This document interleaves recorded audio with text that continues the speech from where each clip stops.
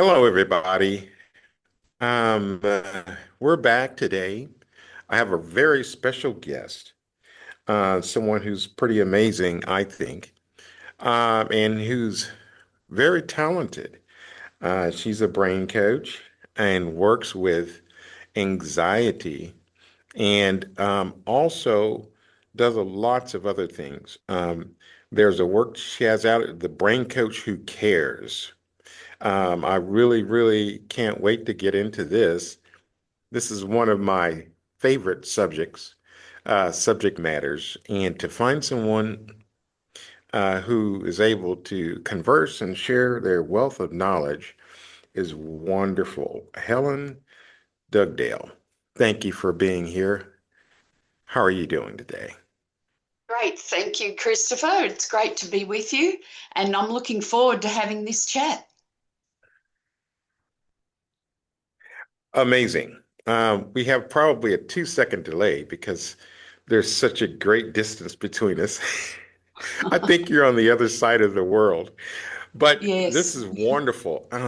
Could you tell us how you got started working as a brain coach? Uh, Interesting. A lot of people ask me that question.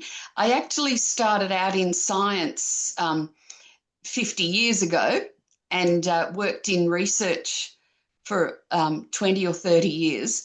And I taught science at secondary school as well.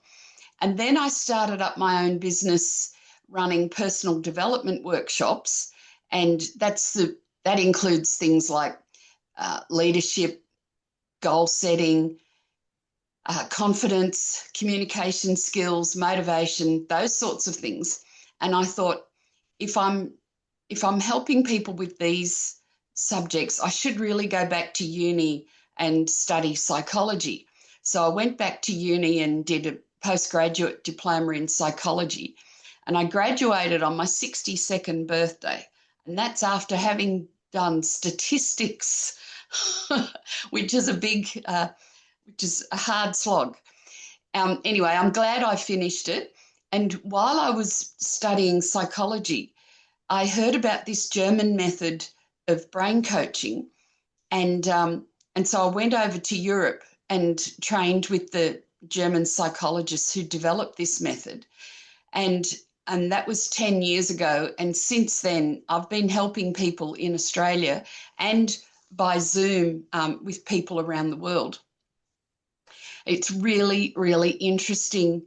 Um, Brain coaching is about retraining your brain from negative habits, negative thought patterns into new positive ones. And I'm here to tell people that it is possible. Your brain has neuroplasticity, which means you are capable of rewiring your brain into better habits. And I've helped so many people lead a much less anxious life after brain coaching, and they are so relieved. Some of the people can't even remember how bad they were with their anxiety. Um, I love that's this. me in a This is nutshell. amazing.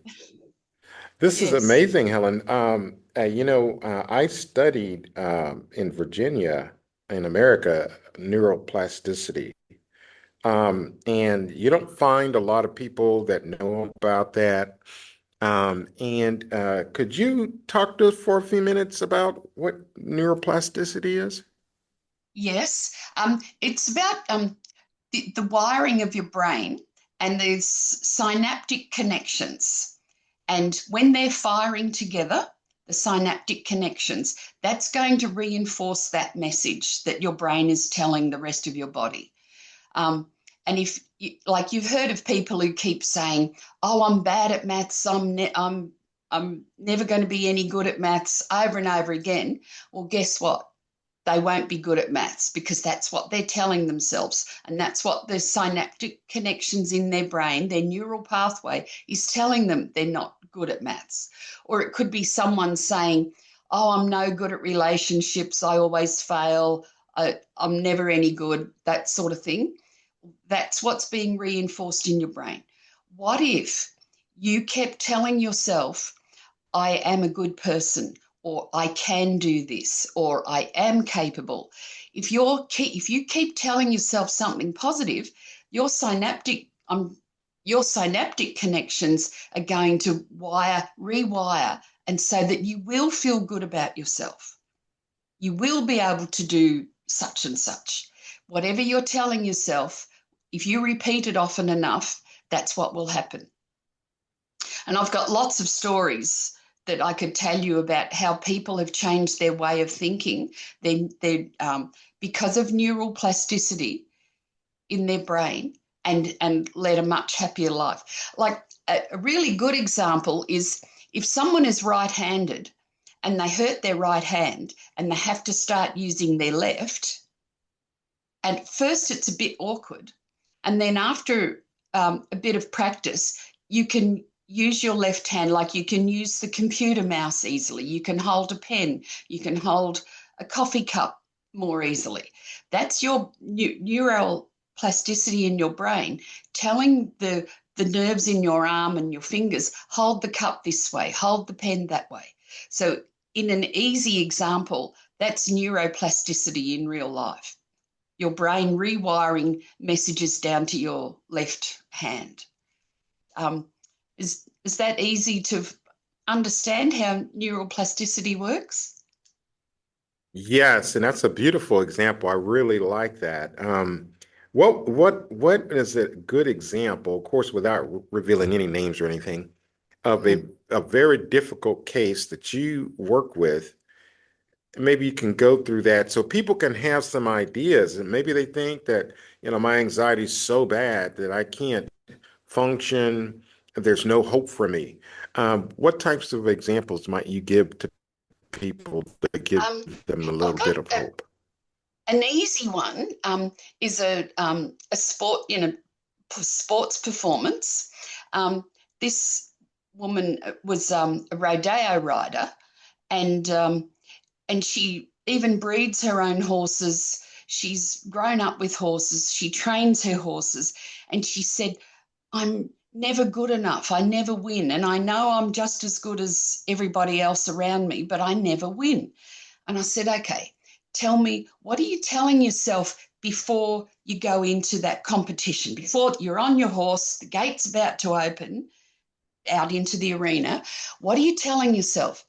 And she says, I keep telling myself, don't mess it up, don't mess it up, don't mess it up. And what happens? She messes it up Mm, because she's so anxious, she's yeah. so worked up about it that and sometimes the horse can tell when you're anxious and nervous.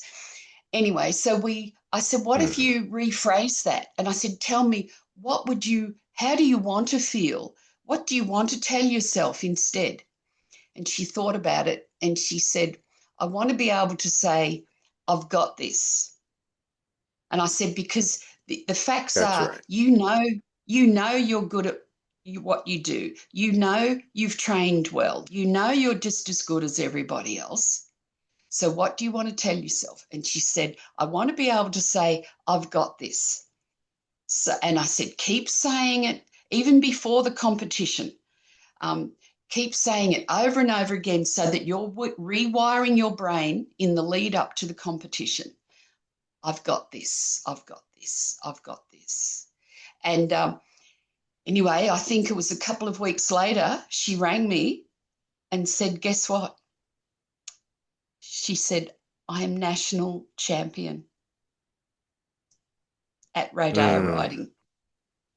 And so I got her to talk me through what happened on the day. And she said she's sitting on the horse, waiting for the gates to open. And she found herself saying, don't mess it up. And then she stopped herself and said, no, what did we say in Helen's session? I've got this, I've got this, I've got this. And she said, I went out there and everything went perfectly. So in a mm, way, her anxiety was sports performance, but you can relate that to a lot of different anxiety situations, like thinking you're not good enough, thinking you're going to mess it up, um, thinking that things are always going to go wrong. Well, they don't always go wrong. mm, You are good enough. You can do it. Mm-hmm. And it's actually what Mm-hmm. Aristotle, the Greek philosopher, said 2,000 years ago. You are what you repeatedly do. So it's not some new age thing that we've just Mm-hmm. invented. He said it 2,000 years ago. You are what you repeatedly do. And if you think about it, if someone keeps getting nervous and upset, well, that's how they will be. So you have to be able to Mm-hmm. implement some strategies to be able to calm down. And I say to people, you're balancing up the left and right side of your brain. You're reducing the emotion and giving yourself time to bring the logic in. How do you want to feel? What's really happening here? Mm-hmm. What's really going on? Mm-hmm. Is your emotions ruling you, or are you ruling your emotions? Who's in control up here in your head? I teach my clients about the fight, flight, fear response in the amygdala in the brain, Yes. and how when you become when that part of your brain lights up and when it engages, because it's your autonomic system, that you will lose control over your prefrontal cortex, Yeah. your executive functioning. And so when I was a kid, my mom would yell at us and stuff and say, "Boy, why did you do that?" And we were like, "I don't know." Well, the truth is, we really didn't know because we were in that mode, and you shift into that anxiety-ridden mode, that fear-based mode, and all of a sudden your cerebellum's kicked in and you're on an emotional roller coaster. And Mm. and people experience that. I think people can become addicted to that. I don't know what your thoughts about that are. What do you think about that? Oh, you used exactly the same words that I use with my clients too. In our amygdala is where we store our emotional memories. And in times of stress, I'm doing the left and right side of the brain. In times of stress, those emotional memories just take over and you can't think straight. So your brain has got into that habit of reacting that way.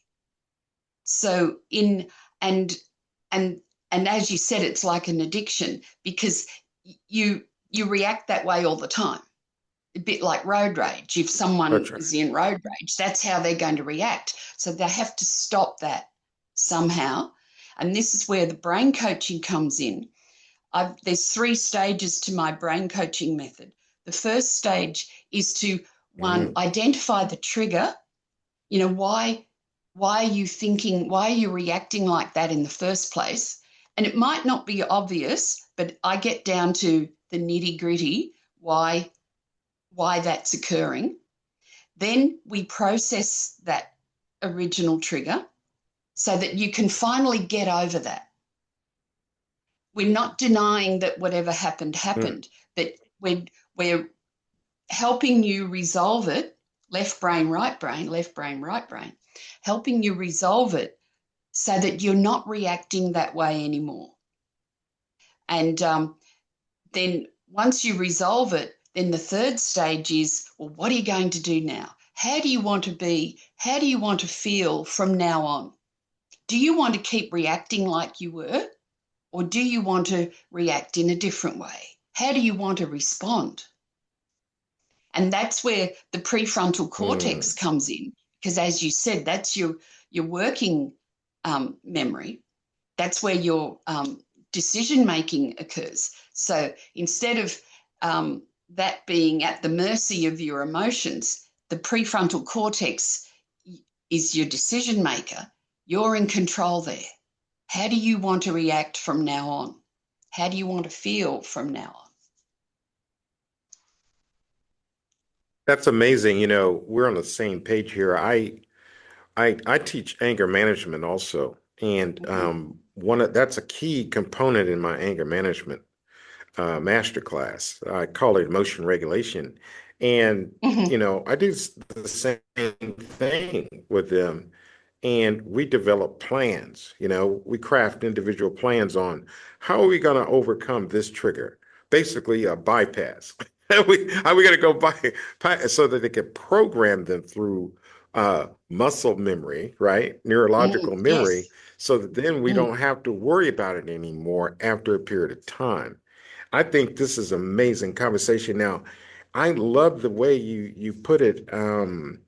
And we know clinically that neuroplasticity works for all manner of therapeutic modalities. And people just don't know about it, or maybe they don't believe in it, or think it's, like you said, too woo-woo, too far out. But it works. I forgot the percentage, but the percentages on, how well this works with people uh, is amazing. I mean, across the board. What did they say? The more positive experiences that you have will literally rewire the brain. Could you tell us about that? if it's repeated a lot, it will rewire. It's like the Amazing. connections that fire together wire together. Mm, wow. How often does someone, say if someone was in a bad accident or something bad happened to them, and Mhm. they're now afraid to drive, right? That happened to me once. Um, how often, what do you think it would take that person to get back behind the wheel of the car and to, face their um, giant? well, I'd have to get them to resolve how they felt at the time of the accident, which sounds Uh-huh. awful, getting them to think back to it. And then I actually use EMDR, view eye movement Oh, dissociation and resetting. So that's balancing up the left and right side of your brain. Your prefrontal cortex, your eyes are your gateway to your prefrontal cortex. And EMDR is balancing up the left side, the right side, left side, right side, until we can reduce that emotion of when they were in the car accident. So the logical side of them knows, well, they've survived the car accident, they've survived it. Um, right. but it's, and we can't deny that it happened, but it's how you let it keep impacting on your life from now on. So resolve Mm, how you felt at the time, and it was terrible and it was bad and it shouldn't have happened. And then how do you want to feel instead? And so I try not to put mm, words into people's minds. They come up with some suggestions themselves. So instead of suffering all over again, how do they want to feel? Do they want to put it down to experience? Do they want to think about how they recovered? Do they want to think about the good that they're doing in the world now? Those sorts of positive things. So we're rewiring the brain from trauma mm. into something more positive. So it's how they want to feel from now on. And then we'll embed that, and then I'll get them to come up with some strategies that will embed that new way of thinking and feeling about themselves. Isn't it great they Mm. survived? That sounds a So, little bit like a touch of CBT in with the EMDR. I love this now. Maybe you could explain it, how the EMDR works. I know you touched on it there, but I've read about it, but I remember this Dr. Bessel van der Kolk, who oh, his he's team great. pioneered the Mm, EMDR. Yes, um, yes. but I never was able to wrap my head around it because I never really studied it much. Mhm. Could you tell us a little bit more about how that works? Well, it's basically, as I was saying, the left and right side of your brain. The right side's your emotional side, your left side's your logical. And when you're in the height of anxiety or whatever that emotion is, anger, frustration, whatever, the emotion takes over the left side and you can't think straight. So Hmm. EMDR, it balances up helps reduce the emotion and gives you time to bring the logic in, so that, as I was saying, we're not denying something happened, but we're reducing the emotion of it. Like there could be mm, two people in the same family, and say there was a house fire or some trauma in that family. One person mm, is able to get on with their lives, and the other one keeps reliving it. That's because the first one resolved it at the time. Righto, this happened. What am I going to do from now on? How do I want to feel from now on?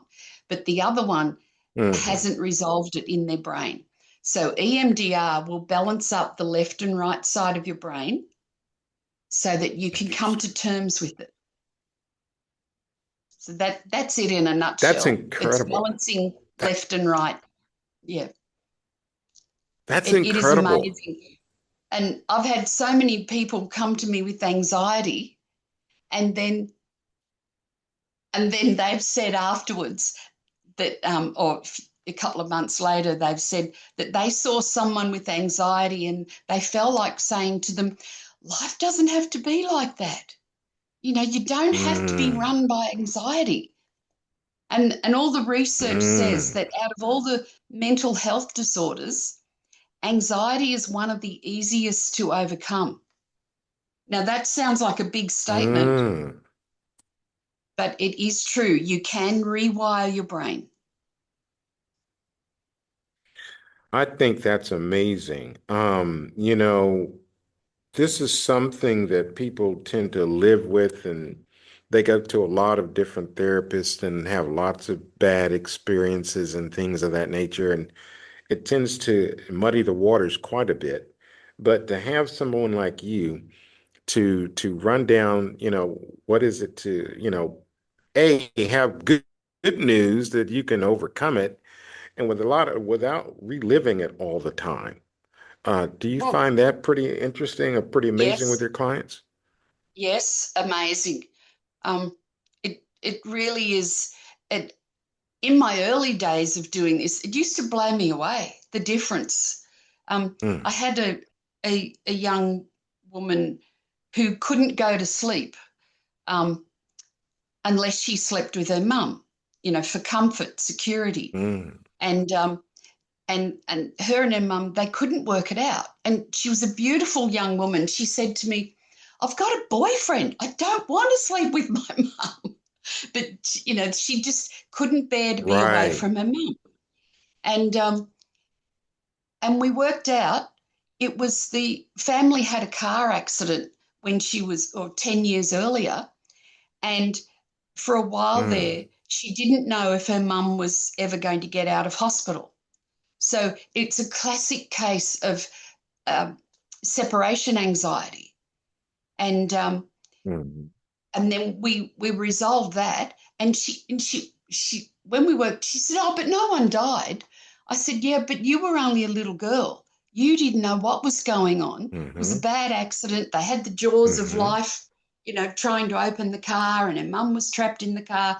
And she's standing on the side of the road, little girl, not knowing what's going on." And from then on, she got anxiety and about leaving her mum. She would even mm-hmm. come home from school early, faking being sick so she could be with her mum. Um, and then Right. we worked out it was the car accident. And so she came up with some strategies. So, first of all, we can't deny that the accident happened. It happened. But we worked on how she Mm-hmm, felt at the time. It was pretty traumatic for a little girl. And then worked out mm-hmm, some strategies. So you really need the three methods, not just one standalone method for this to work, and then repeat how you want to feel from now on. And and by about the third or fourth session, she was crying. And I said, "What are you crying for?" She said, "Because I'm so happy that I don't need to sleep with my mum anymore. I can sleep in my own bed." And she was just, wow. and just the relief she felt was just amazing to watch it happen Nice. over a few weeks, a few months. Mm. That's good. That's So, what I was next about to ask you about. How many sessions did it take? well, for her, it was only two or three. It was amazing. Amazing. Yes, yeah. Um, So that yeah, people that have to, time varies depending on the individual, I suppose. yes, and they have to do their homework too. In between sessions, they have to keep Okay. reinforcing their new way of thinking every day. How do you want to feel? How do you want to react? Do you want to go back to your old ways, or do you want to react in a new, more calm way? So the people have to do their homework over and over again, and that's how you rewire your brain. So Mm, I've written I'm on my I love next that. book. Yeah, I've written a book about sleep, insomnia, and a lot of insomnia is Oh, caused by anxiety, and so there's oh, a lot of insomnia is about anxiety. And then I'm halfway through my next one, wow. Overcoming Anxiety. So that's got all sorts of chapters in it. The dragon is anxiety, and you're overcoming that dragon. So I've written about Wow. When 30,000 is, words so far, but hmm, oh, wow. That's amazing. yeah, I'm excited about it. Yeah, I think I can help, bring some insight into what anxiety is, what the different causes are, and then what to do about it. I love this. I've got a lot of light bulbs that are just popping off in my head, and I'll probably have a couple of clients that I could refer out to you if that'd be appropriate. Yes, yep. Because I think your skill set would help them. Yeah, it's I love helping people, and I don't know if you've gathered, I love talking too. So, but when I'm with a client, I let them do the talking and um, and really Yes, get it out of them what they want and how they want to feel. that's wonderful. I love this. This is amazing. I find this inspiring. You inspire me. Helen, I think that your story is quite wonderful and fascinating. And you know, this is good news for a lot of people, and a lot of people who have anxiety, who have the need to be, reassured that they can get past whatever it is that's causing them uh, complications. And I think you're doing some wonderful, wonderful work. I have a degree in leadership also, and I was curious about how you work with people in leadership with what you do. Yes, sometimes people in leadership have uh, they want to be perfect, or some of them Mm. procrastinate. Some of them don't believe that they've earned the honor of being a leader. They keep feeling they're not good enough, or they could be angry with their team. So I help with all those sorts of emotions. So it's yeah, it's quite inspiring seeing people and building up their confidence. I like the way you work. I've done the healthcare, mental health care for years, for 10 years, solid. I've done the spiritual care and all that. But I find that I know in America anyway, the healthcare system's, not the best when it comes to a lot of these issues to get around the propaganda piece. And so, Mm, people become very anxious when it comes time to see the doctor, the psychiatrist, the people like me, psychotherapists, people that they run from us like the plague. And they only come to us when things are dire. You know what I mean? Like things are like at their wits' end, the worst. mhm. How would you encourage anybody out there in the world listening to reach out to Well, you in that regard? yeah. First of all, there is hope. Uh, and it's best to nip it in the bud before it becomes a really entrenched anxiety disorder. So, if you're having trouble getting over something, go and talk to someone sooner rather than later and get onto a new, better pathway. Um, Even if you are, I've got people who have anxiety about their anxiety.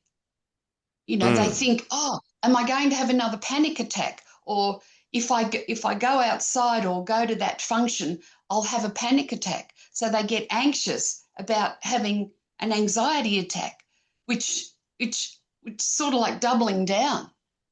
And anyone hmm else will think, oh, what are they? Why are they being so silly? But when you're in the throes of it, you really can't think straight. You don't know how to get out of it. So you do need some external intervention to help mm. you get back onto the right path. And there is hope. Now, I learned some tricks in grad school a long, long time ago, how to regulate the body during those anxious ridden moments.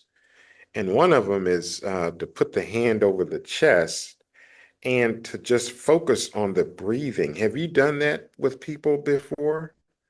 A lot. That's what I tell nearly every client. Take some deep breaths. And this is probably what your mum and your grandmother told you. Uh, Take some deep breaths because a lot of us do shallow breathing. We just get by Mm-hmm. during the day. When Mm-hmm. we stop and take deep breaths, and our psychology lecturers at uni said this as well.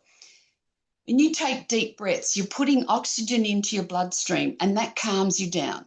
And when you blow out, you when you exhale, you're blowing out the stress. So it's sort of like Mm, breathe in the calm and blow out the stress. So and the other, like a physical thing that you're doing while you're busy, and I tell people to count. So breathe into the count of 4, hold for the count of 5, and breathe out for the count of 6, and do it meaningfully. Really lean into it so that you're only concentrating on your breath and your counting. And what happens then, and our psychology lecturers said this too, your cognitive resources, your brain can't think of anything else. You're only concentrating on your breathing and your counting. You're not thinking about anything else. And what that does is virtually gives you some breathing space. It not only calms you down, it gives you some breathing space to in the heat of the moment of the anxiety, whatever it is, to ask yourself, what's really going on here? Is this worth getting anxious about? Or how do mm, I want to react? So it gives you some physical breathing space to think about what's really going on here. Rather than automatically go into throes of anxiety, you're giving yourself space and time to think about, well, how do I want to react? So putting your hand on your chest is good. I even get people to tap their chest. That's a good one. Or just to do this um, and do some deep breathing. What's going on? How do I want to feel?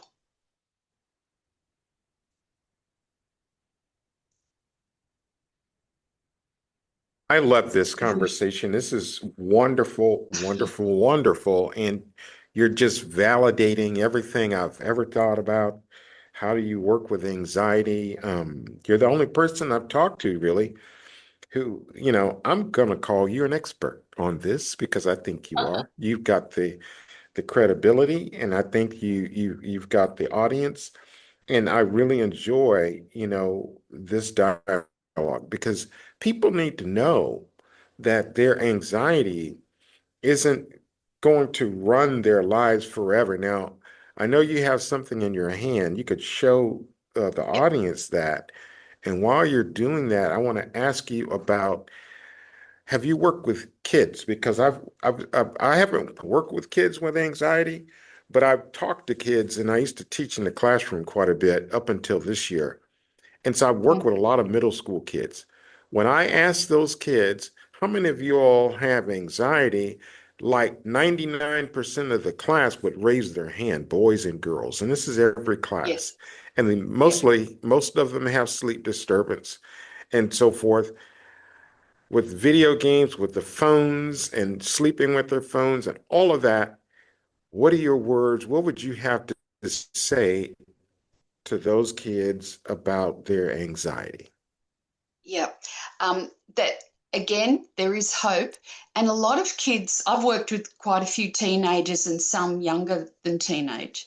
Um, a lot of teenagers think that they're the only one going through what they're going through. Like, teenage angst is a Mm, thing. And it's harder to be a teenager these days, especially with social media and all those sorts of things. Um, but I would give them hope that, and they're surprised when they hear that other people might feel like they do. They mm, think they're the only one going through it. No one will understand, all those sorts of things. And I would encourage them to talk to somebody. Sometimes they can't talk to their parents, but find someone they can talk to. Then they'll realize that things aren't as bad as what they seem. They work it up into their head that their life is terrible and whatever else the bad things they're thinking. Talk to someone, and they'll realize that things are one, they're not that bad. There is hope, and that other people are going through what they're going through and have got through it. mm, And they seem surprised about that. mm, And the younger ones, sometimes you have to get to the parents. If the younger ones, I, they can feel better about themselves with after brain coaching, but they have to keep repeating their new habits, their new positive habits. And this is where you need the parents to come in mhm, and help. Have you been doing what you and Helen worked out? How you going with your new habits, that sort of thing. Because if the parents forget, the kids forget. Or if the parents are mhm, not encouraging them to put their phones away or put their devices away at night time, the kids have less sleep, and so they're more grumpy the next day. They can't think straight the next day. Their anxiety builds, and it just goes on and on and on. So it does need the parents to help as well. Can anxiety and sleep problems cause mood disorders? Mhm. Well, just think of how grumpy people are when they haven't had enough sleep. And the other thing with the other, and then it affects your relationships. It might even affect your decision making during the day. If Hmm. you've got a dangerous job or even Hmm. driving to and from work, um, it could lead to poor life choices. Like you're so tired, you'll grab all that junk food. You'll say, oh, I'll just have a chocolate to get me through the day, or I'll just have that energy drink to get me through the day, or I'll have that alcohol because I'm so tired, I need a pick me up, or whatever. You're making poor decisions because you are tired. So Hmm. and then it becomes this downward spiral. Hmm. So Hmm. with brain coaching, I help you get into an upward spiral. How do you want to feel from now on? What's going to help you, encourage you, and motivate you to get better sleep? So we get down to the nitty gritty of why Hmm. you're not sleeping properly, then sort that out, then work out, well, what are you going to do Hmm. during the day that's going to make you feel good about yourself and help you follow through with your new sleep routine? Are people valuing Hmm. themselves enough to That do this? that's true. And I'm wondering, I don't know what your thoughts are, experience with this, but how many people in the world that you've dealt with just, a straw poll who have a problem with their sleep. Well, in I did a lot of research into this book. They said 40% of Western society, America and Australia, 40% of people have sleep problems. And I'm thinking that's nearly 1 in 2 people have a sleep problem at some stage. And I had I've had a couple of clients who only have 2 hours a night.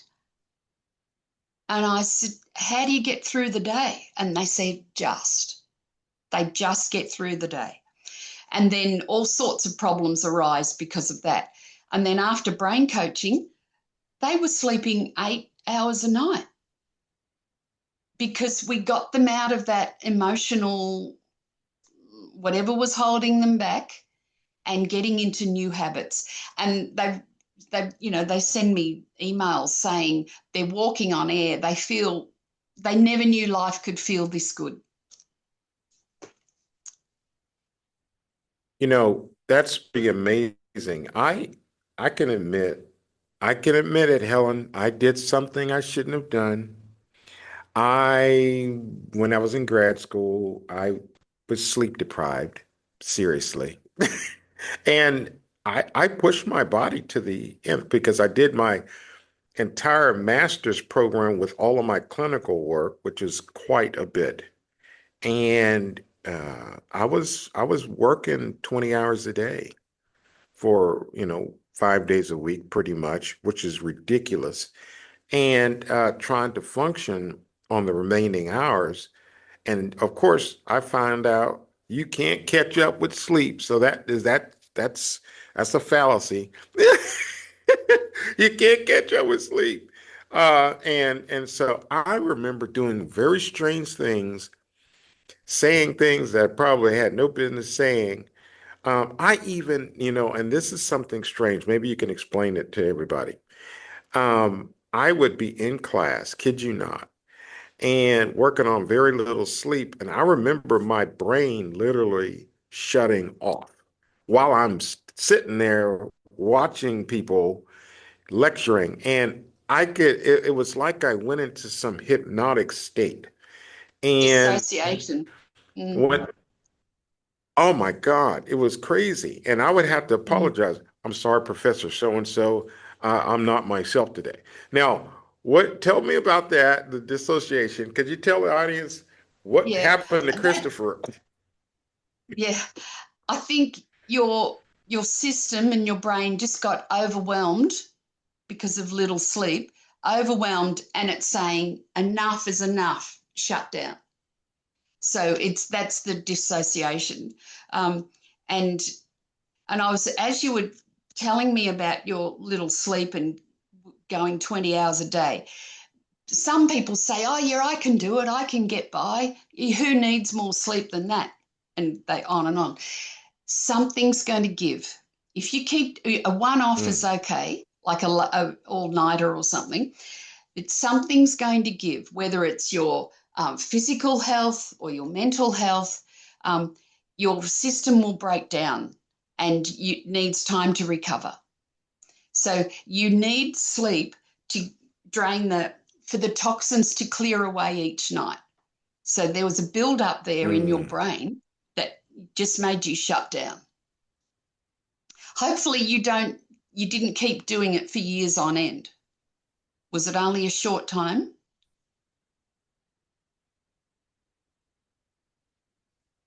No, How long two did you do years it to grad for? school, and that was it. Oh no. Oh.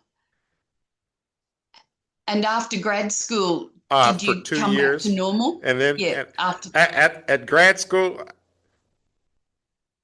yes, yes, I pushed myself to the limit, and I remember my clinical supervisor, when I told him that, I was like in my last semester trying to finish up my clinical work and start on my residency. And oh my God, he says, that's crazy.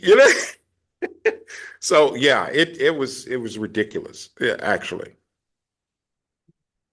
And then you came back to normal after that? Absolutely. Yeah, Came back to great. normal after that. No problem. Mhm. Mm. Mm.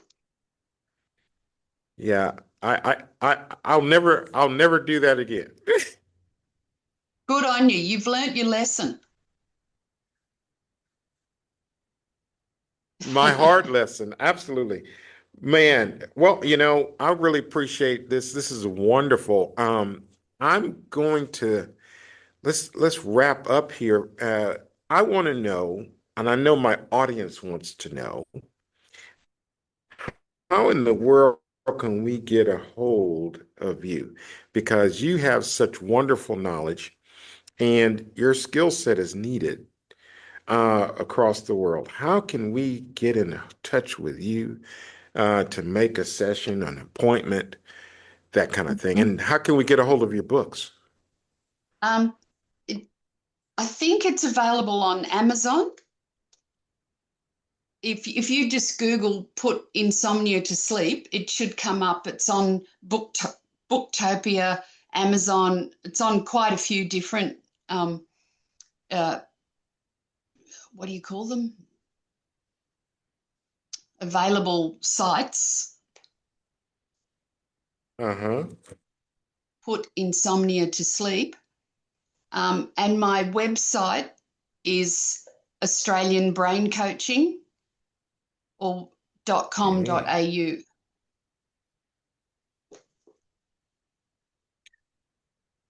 Wow. That's amazing. I've enjoyed this so much, and you're a wonderful person. Helen, we might have to do a part two to this, I think, because of all of the questions I still have, and I don't want to exacerbate. We're already at 51 minutes. Any closing words from you, Helen?